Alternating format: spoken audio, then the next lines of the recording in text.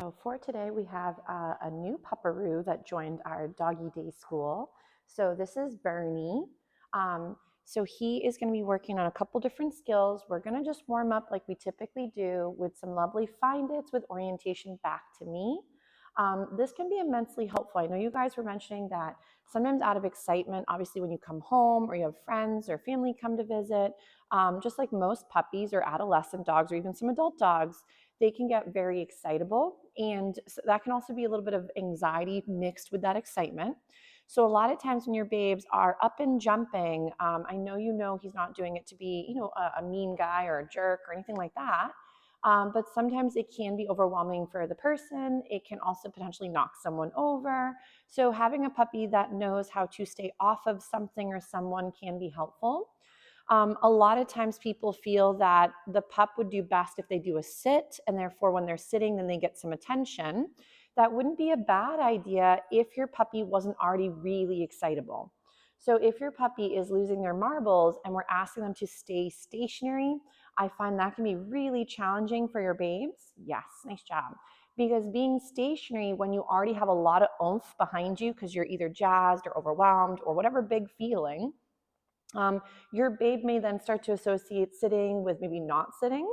So if, let's say, you were saying 15 sits while grandma comes to visit and he's jumping and he's mouthing and he's really jazzed, sitting may lose its meaning. But then also sit might equal like, wow, this is kind of lame to be stationary as something cool is about to happen. And it might start to lose its value as well there. So I'm not saying that down the road, couldn't he do a gorgeous sit, keep all four on the floor and then get some lovies? Sure. But if, let's say, we're dealing with a lot of big emotions, because he's a pup, but he's going into teenagehood. So teenagehood is like 6 months to 18 months to maybe 2 years, give or take, for the breed. So a lot of times behaviors that you thought were super well under his belt might actually not be quite as fluid, especially going into adolescence. So just like with us, so you'll see right now, I'm just warming him up with some movement. So the benefit of this is as he moves to go grab the snack, it's fun. It involves wiggling and chasing. And of course, there's food involved. And then when he comes into my space, if he offers, let's say, all four on the floor, or he's offering a gorgeous sit, I could feed him for that behavior. But if, let's say, sitting equaled now I get excited or frustrated, I might instead, when he goes into that gorgeous SIT, go yes, and then throw the food and have him try it again. So the benefit of sometimes reinforcing through throwing the food versus directly to their face, yes, is you could, for example, for a dog that has a lot of energy or is like a wiggly worm or is a little unsure and has a big feeling sometimes, right? He will do this one as a find it. He couldn't find the other crumb.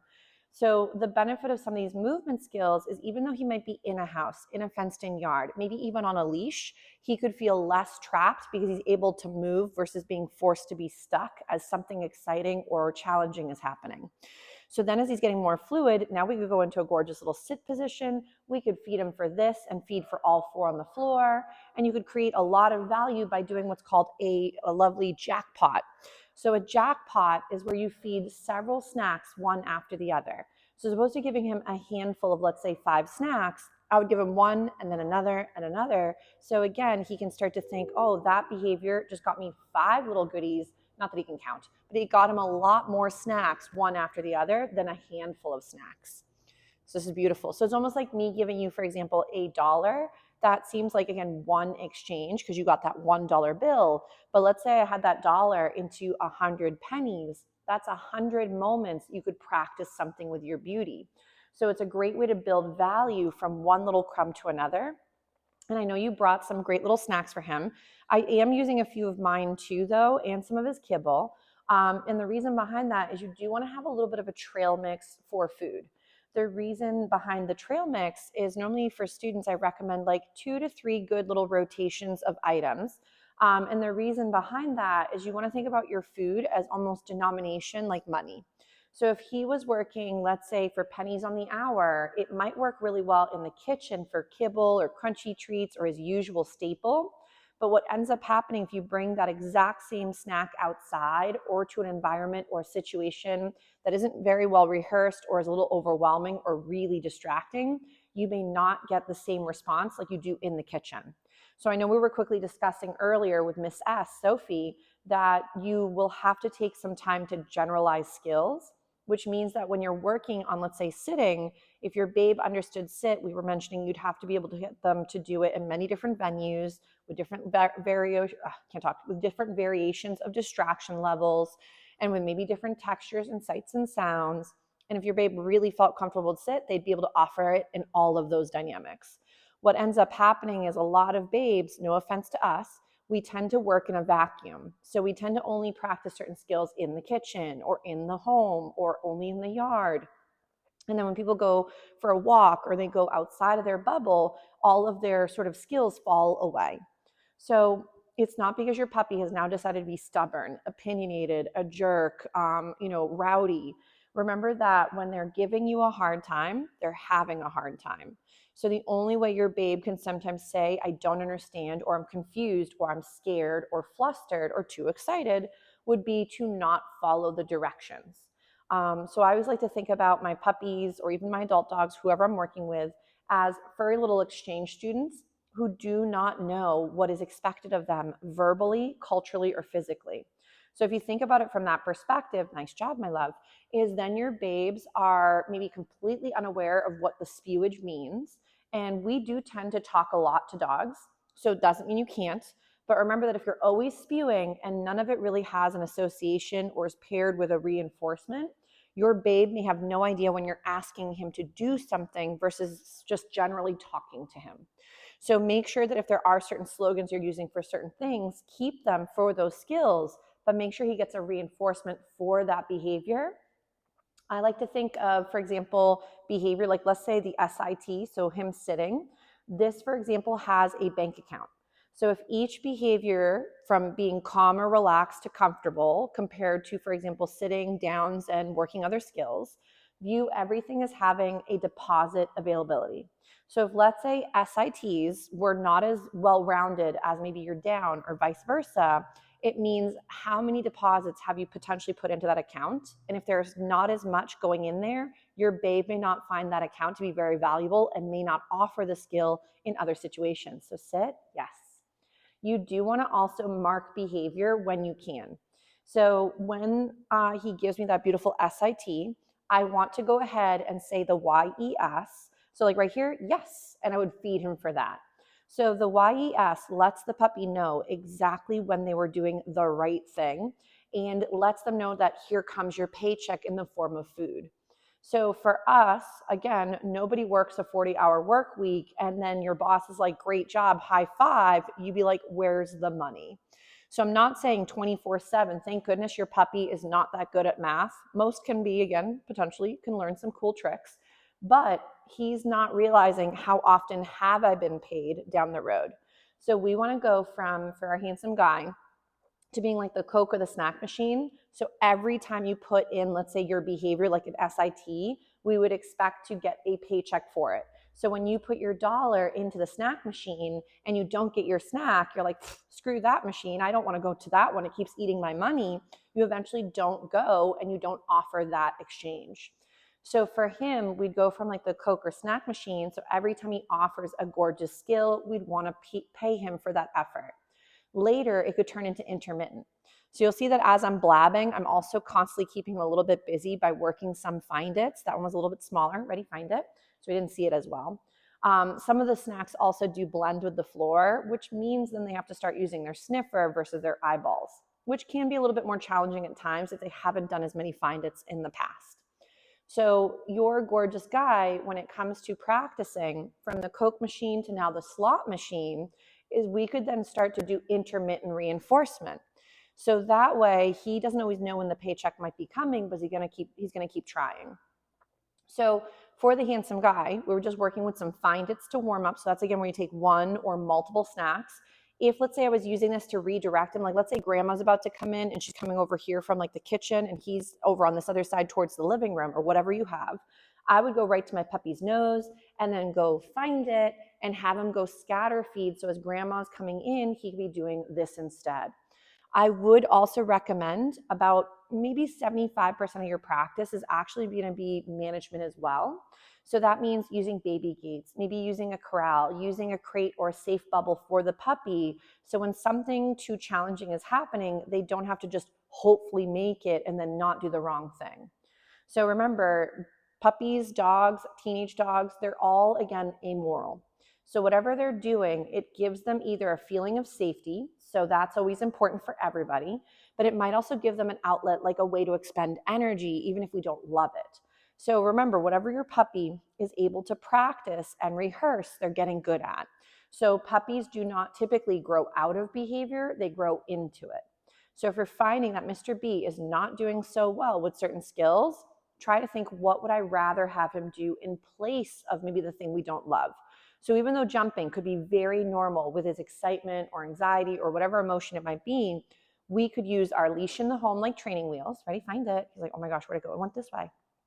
So training wheels in the home, just like with anything, if you were starting to ride your bike and you didn't know how to do so, hopefully you'd have someone that was very helpful and give you some information on how to do it. But training wheels would be something that could be beneficial to keep you from instantly falling. So even though you would still need to learn how to pedal, how to stop, and how to steer, if the training wheels weren't on there, you may instantly fall over. But even with training wheels, if we don't give information on how to do the bicycle, we may find that even with training wheels, we get in trouble and could get hurt. So think of your leash as, for example, the training wheels that help him prevent a rehearsal or help him to learn an appropriate way to do something, as opposed to instantly, let's say, jumping all over grandma by mistake. So with your best bet for now, do find it.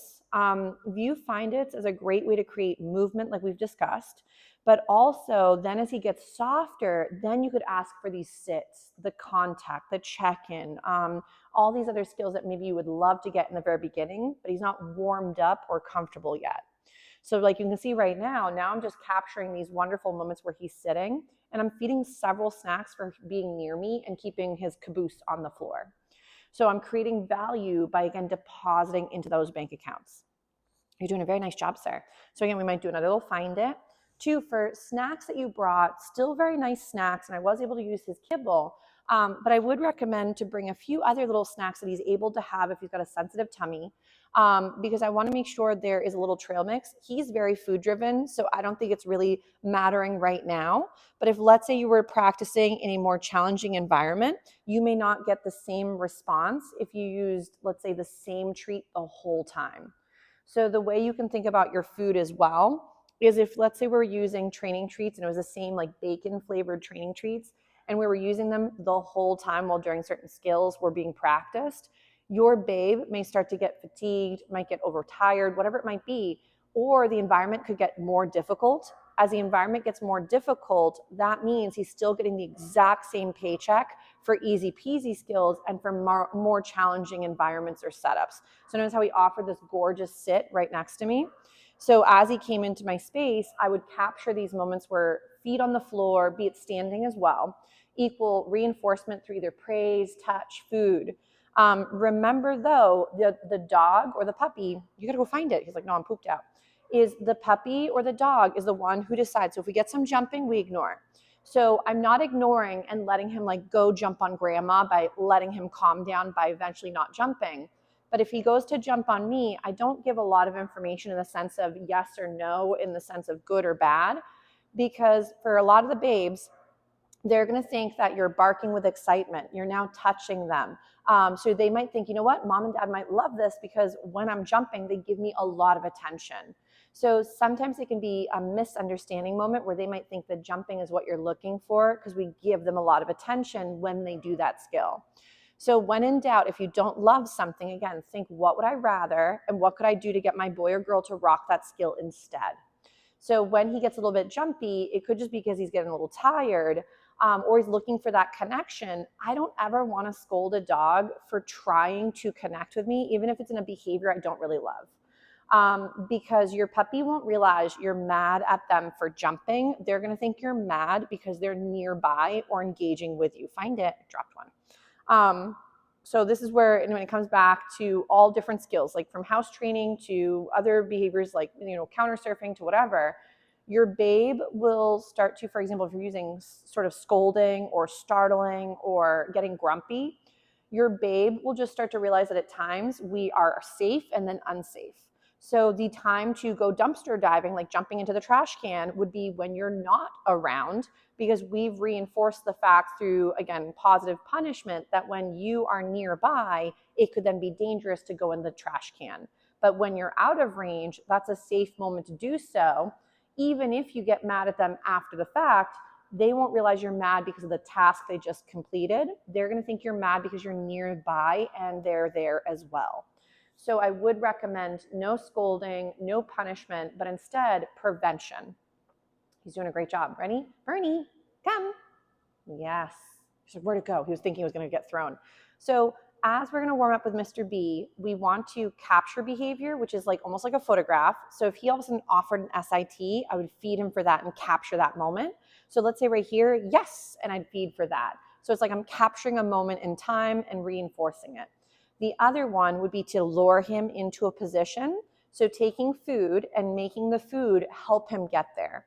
So I've dived into this a little bit in a few other videos as well, where we want to go from, this makes sense for us as people, is you want to go from like the bribe, which is where you present the food first and then get the behavior, to I'm going to give you the paycheck for after you complete the behavior. So the bribe, for example, so I'm just going to get them up so we can try that again.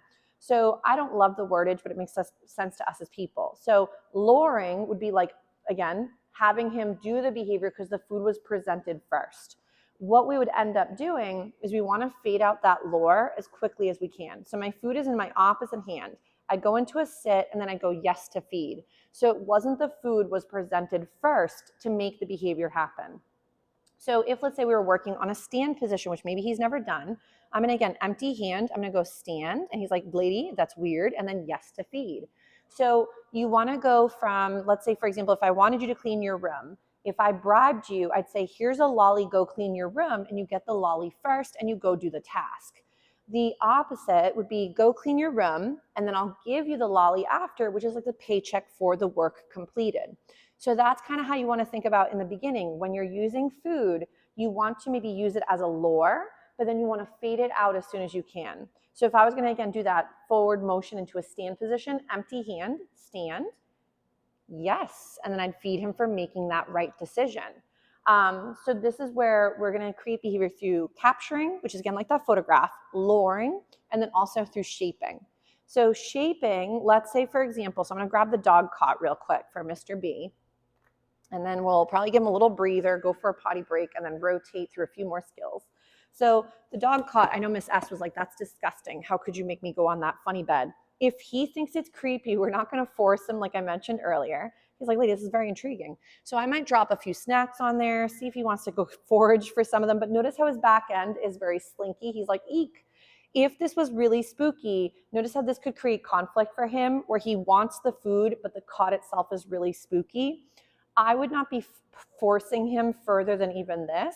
If this was a bit spooky and we're just trying to include some novel items in his repertoire of feeling safe while trying something new, I like to take the cot and flip it upside down, and then I might even stand in it so it's not as challenging as when it's almost like a hammock and it feels like he could sink through. So for some of the babes, again, if he's a little bit unsure, I'm just going to do a little find it so he can go move away. So shaping would be allowing him to, anytime he gets closer, like right there, yes, is shaping up to going to the dog bed. It's almost like playing hot and cold. The warmer you get, you would then go hot, yes, and then technically like from there, I feed away. So as he gets closer, I eventually feed for almost there. So like right here, he's even closer. Yes, I am sort of a little bit of cheating because I'm really close to the item, so I'm creating this value.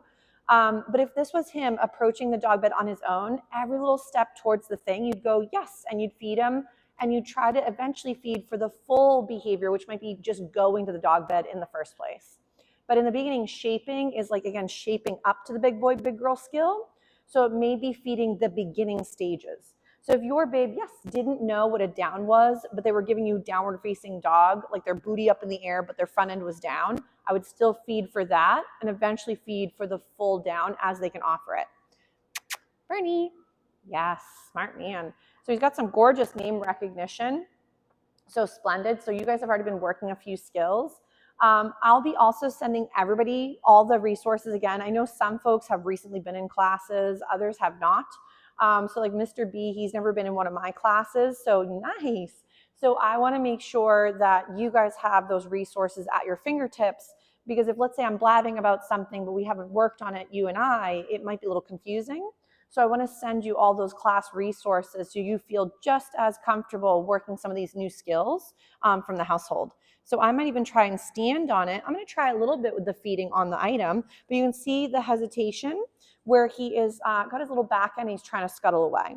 So if he thinks it's a little bit spooky, I'm never going to force the babe. I'm going to gauge maybe where is that comfort range, but I'm not going to push the pup, because a lot of times what that ends up doing is creates negative associations and potentially some learned helplessness, where I want him to feel that he has control at times about his own body, because dogs that don't get given choices, just like with people, feel really overwhelmed, and sometimes trauma can also occur in those situations. So I'm not saying that he's going to go ahead and keel over if I made him go on the dog bed, but would he have a good time? Maybe not. So I want to make sure that whenever we're practicing something, even if it seems as benign as like hopping in a vehicle or getting groomed or something, we want to make sure that the dog has a way to say, I need a break, or I need a moment to take a little time to myself. Because if we always push, push, push, they go from whispers of disliking or feeling overwhelmed to now big behavior, which is more like yelling.